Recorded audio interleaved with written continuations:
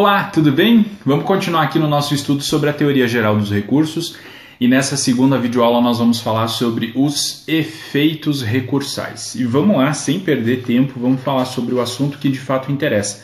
Primeiro efeito que a gente precisa entender é o efeito devolutivo, que é o efeito mais simples de compreender e é um efeito que a gente pode dizer assim, mais natural do sistema recursal.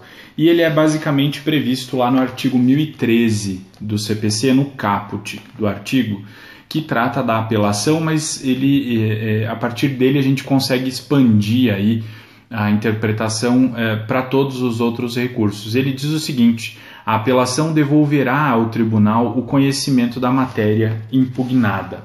Porque é basicamente o seguinte: o autor, quando ele formula um pedido, uma pretensão em juízo, ele faz isso por meio da petição inicial, o réu formula a sua defesa para se opor à pretensão do autor e eles entregam ao Poder Judiciário a oportunidade de decidir a respeito daquele assunto. Quando o juiz decide uma determinada questão dentro desse processo, ele devolve essa questão às partes, com a solução que ele encontrou.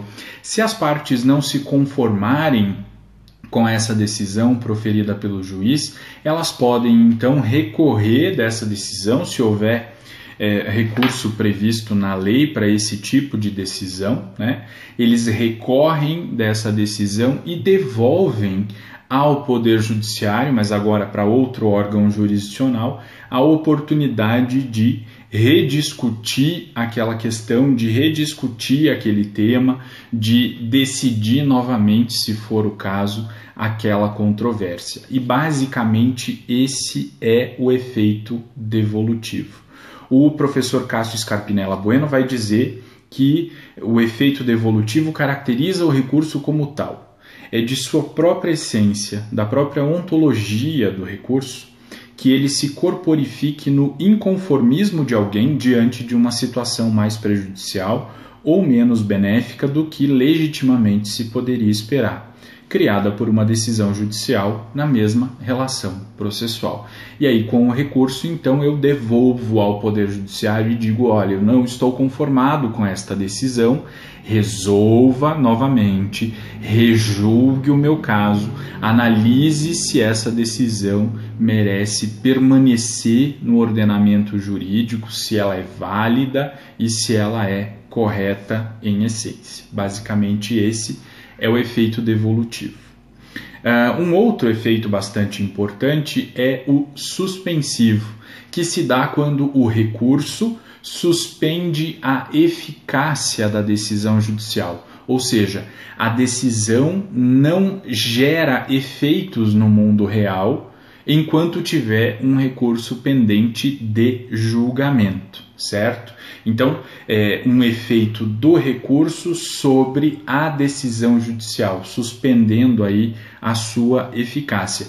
E o efeito suspensivo ele pode se dar tanto por uma disposição legal, quer dizer, a lei prevê que determinado recurso, em regra, tem efeito suspensivo. É o caso, por exemplo, do recurso de apelação. É um recurso que, em regra, tem efeito suspensivo, ou seja, enquanto estiver pendente de julgamento o recurso de apelação, a decisão, quer dizer, a sentença, não vai, em regra, produzir efeito, porque esse efeito suspensivo do recurso de apelação é decorrente de uma disposição legal, em regra. A gente vai ver que há exceções em que a lei mesmo prevê que não haverá efeito suspensivo na apelação. Agora, há outros recursos que, em regra, não têm efeito suspensivo, mas a lei prevê que o relator do recurso pode atribuir efeito suspensivo a ele, por meio de decisão judicial.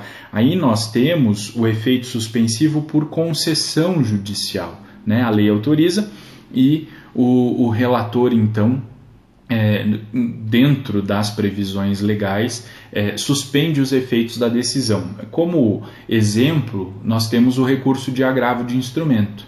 Então, em regra, as decisões interlocutórias contra as quais é interposto o recurso de agravo de instrumento, elas não deixam de produzir efeitos, a não ser que o relator conceda efeito suspensivo para o agravo de instrumento. Se o relator conceder efeito suspensivo, aí sim aquela decisão deixa de produzir efeito. Tá? Agora, em quais casos que o relator pode conceder efeito suspensivo? A previsão é do artigo 995, no parágrafo único, e ele vai estabelecer como requisitos para a concessão de efeito suspensivo os mesmos requisitos da tutela provisória de urgência, que são o risco de dano grave ou de difícil reparação, ou seja, se o relator verificar que a manutenção dos efeitos daquela decisão podem gerar um dano grave ou um dano de difícil reparação para a parte, e, além disso, a parte que recorreu demonstrar que o seu recurso tem probabilidade de provimento, ou seja, ele tem probabilidade de vencer aquela discussão no âmbito do recurso. Se juntar esses dois requisitos, risco de dano e probabilidade de provimento, é possível, então, a concessão de efeito suspensivo. Então, paralisam os efeitos daquela decisão que está sujeita àquele recurso. Tá? Então, esse é o efeito suspensivo. Mas não é só isso, nós temos também o chamado efeito substitutivo. E a previsão do efeito substitutivo está lá no artigo 1008 do CPC. Agora, é muito importante você saber que o efeito substitutivo desse artigo 1008, ele não vai acontecer em qualquer caso, só vai acontecer naqueles casos em que o recurso for conhecido e julgado pelo mérito.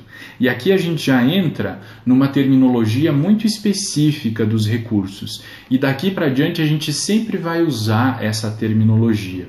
Então, eventualmente eu vou falar sobre recurso que tenha sido recebido ou recurso que tenha sido conhecido.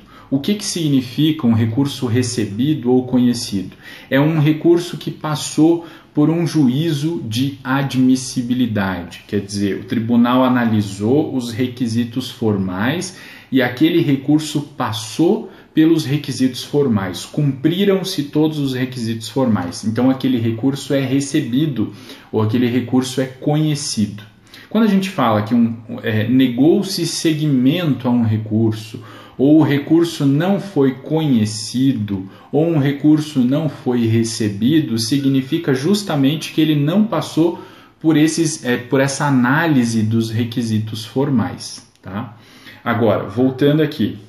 Além do recurso ter que ser conhecido, ele precisa ser julgado pelo mérito, ou seja, passou por esse juízo de admissibilidade e no mérito ele foi julgado, quer dizer, a questão principal do recurso, a questão de fundo, aquilo que a parte desejava ao interpor aquele recurso, é o que foi decidido. E aí, vamos pegar um exemplo, né? A parte ré é condenada em primeira instância a pagar uma dívida para a parte autora.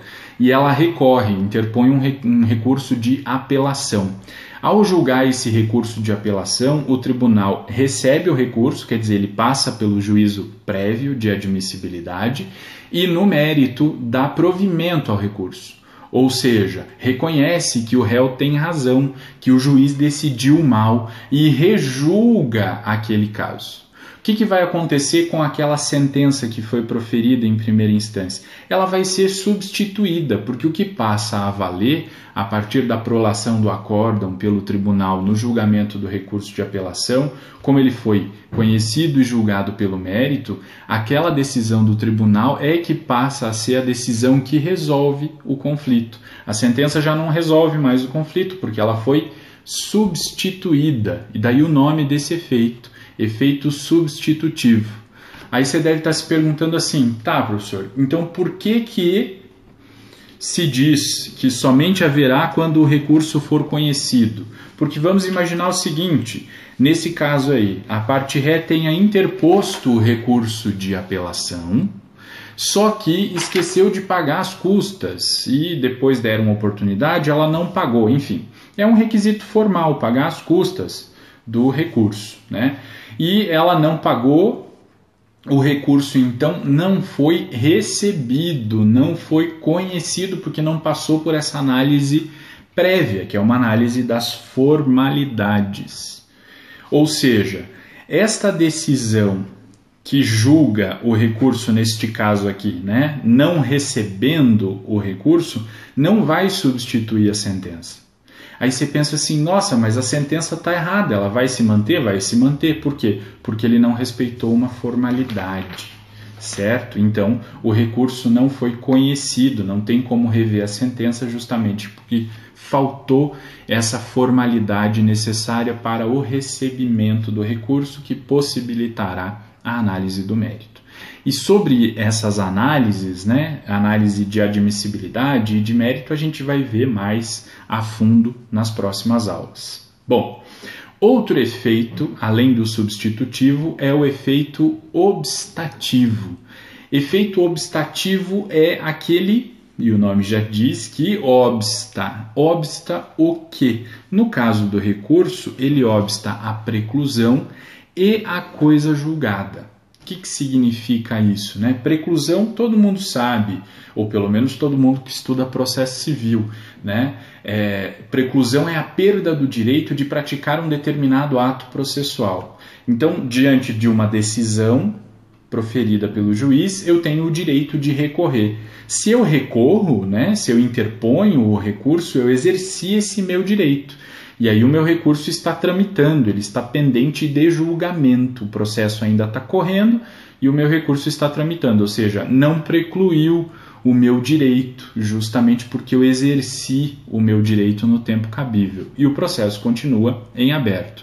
E com isso vai obstar a coisa julgada, porque enquanto tiver ainda tramitando o processo, enquanto tiver recurso cabível e pendente de julgamento, não há coisa julgada sobre aquela questão ainda pode continuar sendo debatida no processo. Outro efeito é o regressivo. E esse efeito é um efeito bastante interessante porque, via de regra, o recurso é interposto. Então, eu tenho uma decisão de um determinado órgão, eu vou interpor um recurso para que essa questão seja reanalisada por um outro órgão do Poder Judiciário.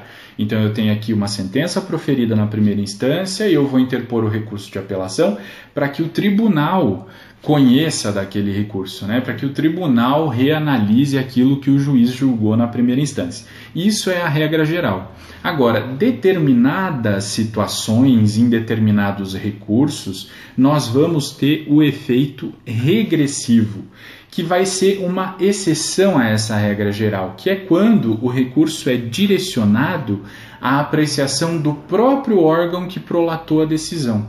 E aí a lei vai prever determinadas circunstâncias, No caso, por exemplo, da previsão do artigo 331 do CPC, no caso do artigo 485, parágrafo 7º do CPC, e no caso do artigo 332, parágrafo 3º do CPC, nós temos hipóteses em que o juiz profere uma sentença, seja com análise do mérito ou sem análise do mérito, dentro dessas hipóteses aqui, que inclusive a gente já estudou, e se você quiser saber mais, você pode saber lendo os meus comentários ao Código de Processo Civil, publicados aí pela editora Juruá, que já estão na sua segunda edição, uma edição muito bacana, inclusive, com o prefácio do ministro Ricardo Lewandowski, do STF, o que muito me honra.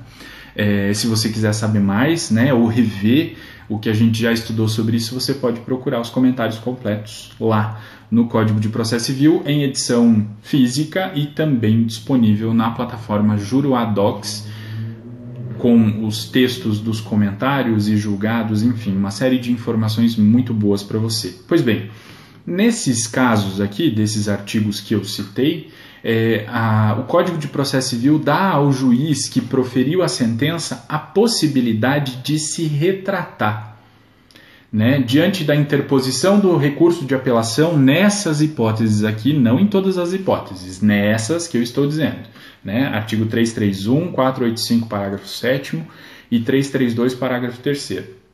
O juiz pode, então, se retratar da sentença. E esse é um efeito regressivo. Por quê? Porque o recurso de apelação, em regra, ele manda a discussão para o tribunal, então é para outro órgão decisório. Agora, diante da previsão desses artigos que eu mencionei aqui, há um efeito regressivo. Por quê? Porque volta ao juiz a possibilidade de ele rever aquela decisão que ele proferiu, de ele rever aquela sentença, reconhecer que ele se equivocou e reconsiderar a sua decisão.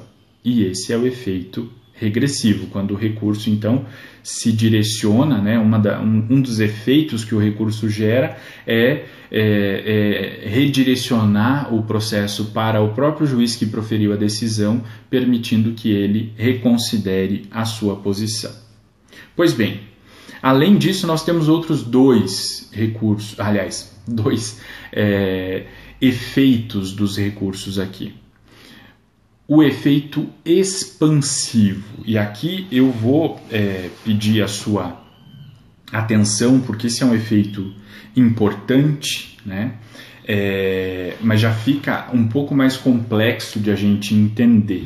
E eu vou me utilizar aqui das lições do professor Vinícius Silva Lemos, meu amigo Vinícius, um grande professor de processo civil, tem feito pesquisas fantásticas, e ele escreveu esse livro aqui sobre recursos e processos nos tribunais. Como vocês podem ver, é um livro de fôlego, né? Ele fez uma pesquisa aqui de fôlego, é um livro fantástico, bastante completo, muito didático. Deixa eu só ver aqui, são mais de 1000 páginas. É muito bom esse livro. E quando ele explica sobre o efeito expansivo, ele diz o seguinte: a expansão recursal existe ao ocasionar mais efeitos ou impactos ao processo do que o almejado ou imaginado pelo recorrente em seu ato recursal.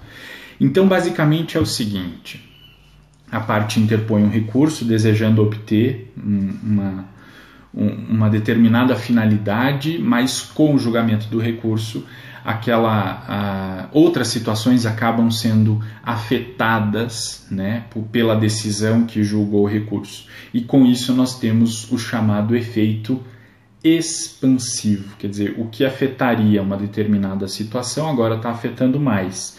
O que afetaria uma determinada pessoa agora está afetando outras pessoas além dela. E essa expansão, né, também é explicada pelo professor Eduardo Cambi. Ele diz o seguinte: advém, né, esse efeito expansivo, advém de certas consequências que o julgamento do recurso possa acarretar à decisão recorrida, a outros atos do processo ou, eventualmente, em relação a outros sujeitos processuais. E aí a doutrina vai explicar que esse efeito expansivo ele pode ser interno ou externo. Interno, quando o efeito expansivo se dá dentro da própria decisão que foi objeto do recurso, né? Então, imaginemos uma determinada situação de uma sentença que tenha sido proferida, né, para resolver um determinado conflito, e a parte recorreu dessa sentença e alegou no seu recurso de apelação a litispendência, ou seja, alegou que há um outro processo idêntico que foi proposto antes com as mesmas partes, o mesmo pedido e a mesma causa de pedir, e este processo em que ele está recorrendo não pode persistir, ele precisa ser extinto sem análise do mérito. E aí, no julgamento do recurso de apelação, né, o tribunal reconhece que de fato há litispendência, né, e o que vai acontecer? Vai vai invalidar aquela decisão judicial, aquela sentença que foi proferida, justamente porque este segundo processo precisa ser extinto sem análise do mérito. Ou seja, ele vai muito além do capítulo da litispendência. né? Porque imaginamos aqui, nesse exemplo que eu dei, que o juiz na primeira instância, diante da alegação de que havia litispendência, ele rejeitou a alegação de litispendência, né? Resolvendo aí o capítulo da litispendência. Não há litispendência. Então eu vou julgar o mérito.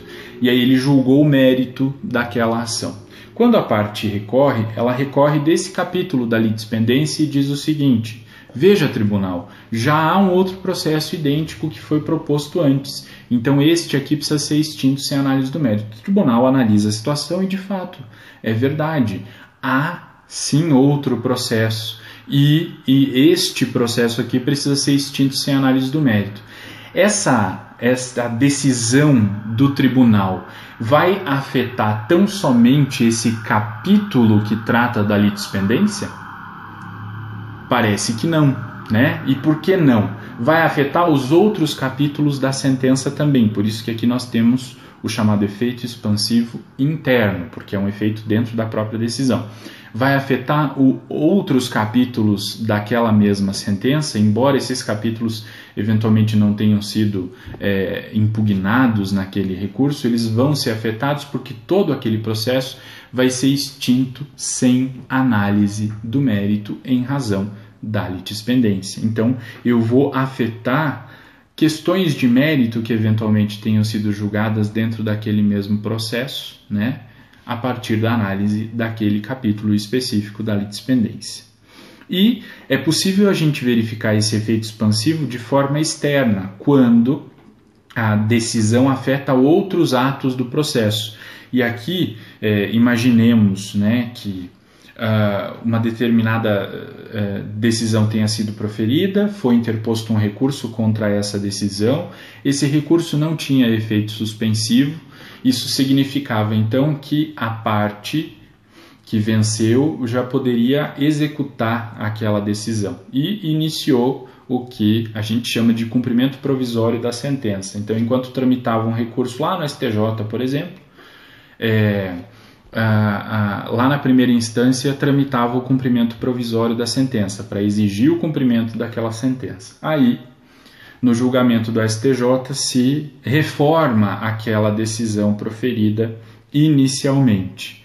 Os atos que foram praticados durante esse cumprimento provisório da sentença vão ser afetados por aquela decisão do STJ que reformou aquela sentença, né? E o acórdão, eventualmente, do Tribunal de Justiça, que manteve a sentença, vai ser reformado pelo acórdão do STJ, isso vai ter efeito sobre aquela sentença na primeira instância e vai produzir efeitos com relação aos atos praticados no cumprimento provisório da sentença. Ou seja, outros atos processuais, que não só a decisão recorrida, vão ser afetados por aquela decisão proferida no recurso.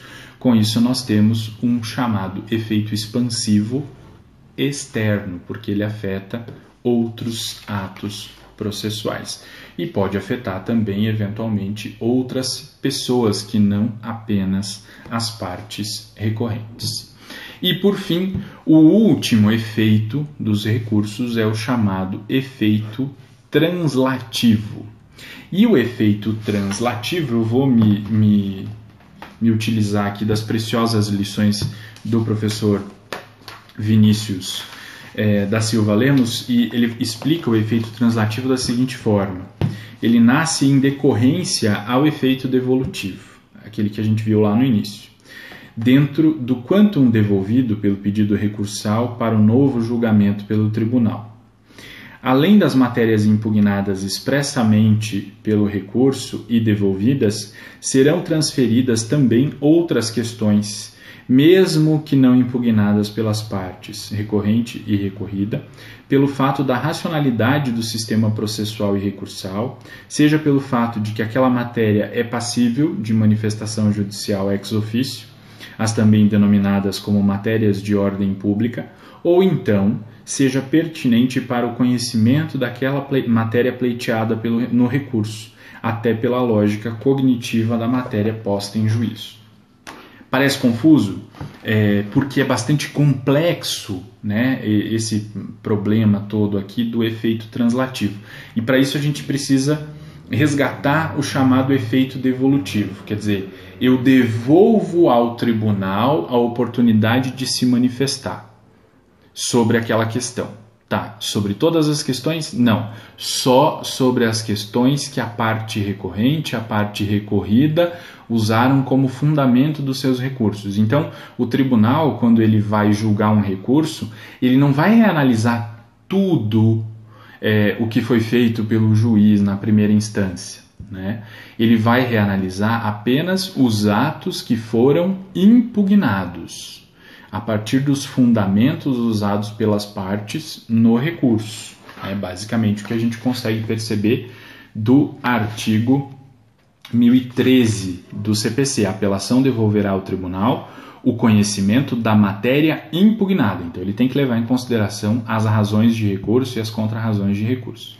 Agora, os parágrafos 1º e 2º tratam do efeito translativo. Até então, nós estávamos falando do efeito devolutivo.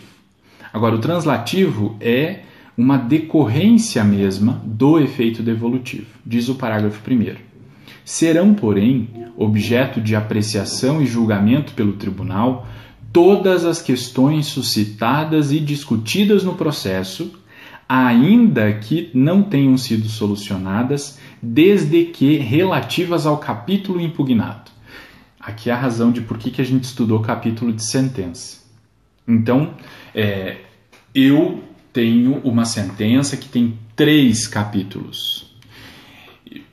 2 capítulos são benéficos para mim, estão muito bons, do jeito que eu queria que o juiz decidisse, ele decidiu, mas um capítulo não está. Num capítulo eu perdi, então eu estou recorrendo desse capítulo. E aí, nas minhas razões de recurso, eu vou colocar fundamentos relativos a esse capítulo. E diz aqui o parágrafo 1º. O tribunal pode apreciar todas as questões suscitadas e discutidas no processo, mesmo aquelas que não tenham sido solucionadas desde que relativas ao capítulo impugnado. Então, todas as questões que se relacionem com o capítulo que eu impugnei, vamos imaginar que eu estava tratando sobre juros de mora e correção monetária. Eu queria determinado percentual de juros de mora, queria um determinado índice para correção monetária e o juiz não me deu nenhum dos dois. Então eu recorri só disso. A condenação principal é aquilo que eu queria, mas juros de mora e correção monetária o juiz não me deu do jeito que eu queria.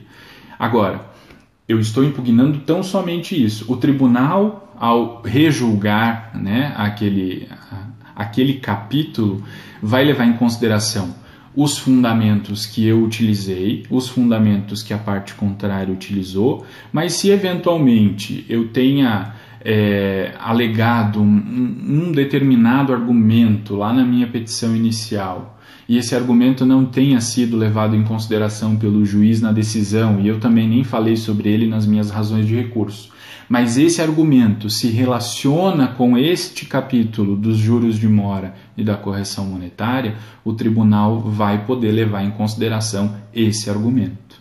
Por quê? Porque eu devolvo todo o capítulo impugnado. Tudo aquilo que se relaciona com aquele capítulo, eu devolvo. As provas que foram produzidas e que dizem respeito àquele capítulo, o tribunal vai poder reapreciar. O que ele não pode reapreciar? O que não diz respeito àquele capítulo que foi objeto de recurso. Tá? Então, o efeito translativo é justamente para ir além das questões que eventualmente eu tenha levado, né? Desde que essas questões estejam dentro do capítulo que eu impugnei. E o parágrafo 2º, para dizer que quando o pedido ou a defesa tiver mais de um fundamento e o juiz acolher apenas um deles, a apelação devolverá ao tribunal o conhecimento dos demais, ainda tratando dos vários fundamentos que possam estar enquadrados dentro de um mesmo capítulo. E mais do que isso, agora falando das matérias de ordem pública. Lá no artigo 485, parágrafo 3º, quando nós estudamos isso, nas aulas em que nós tratamos sobre a decisão judicial, nós vimos que em qualquer grau de jurisdição é possível conhecer de matérias de ordem pública, porque essas matérias podem ser conhecidas de ofício, mesmo que não haja provocação da parte. Assim também no tribunal. Então, se, por exemplo, eu recorri e não levantei nenhuma matéria de ordem pública, mas o tribunal, analisando a situação, perceber que está faltando uma condição da ação, por exemplo, ele pode julgar o recurso com base na ausência dessa condição da ação, porque essa é uma matéria de ordem pública. Tá? Obviamente que, quando se tratar disso, né, ele precisa necessariamente intimar as partes previamente para que antes elas se manifestem sobre aquela matéria e somente depois ele possa decidir a respeito daquele assunto. Isso por força do artigo 933 do CPC e também por força do nosso já velho conhecido artigo 10, que trata do contraditório como direito de influência das partes sobre o juiz. Esse é o efeito translativo. E com ele a gente encerra essa aula dos efeitos recursais. Nos vemos na próxima, ainda tratando sobre a teoria dos recursos.